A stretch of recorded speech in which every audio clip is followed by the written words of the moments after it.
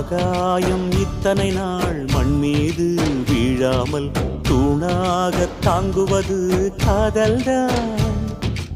ஆண்டாண்டு காலங்கள் பூலோகம் பூக்க அழகான காரணமே காதல்தான். பஞ்சபூதங்கள் யாவும் காதலின் அடிமை, நாட்கள் 7 காதலின் கிழமை, 9 கோள்களும் காதலை சுற்றி வரும். மரம் ஏற ஏணியை தந்தால் மலையில் ஏறி கொடியேற்றும், குண்டூசி கையில் தந்தால் கிணறே தோண்டிவிடும். வெறுங்கல்லை வைரக்கல்லாய் காதல் பார்வை மாற்றிவிடும், வெந்நீரில் விட்டால் கூட காதல் மீன் நீந்தும்.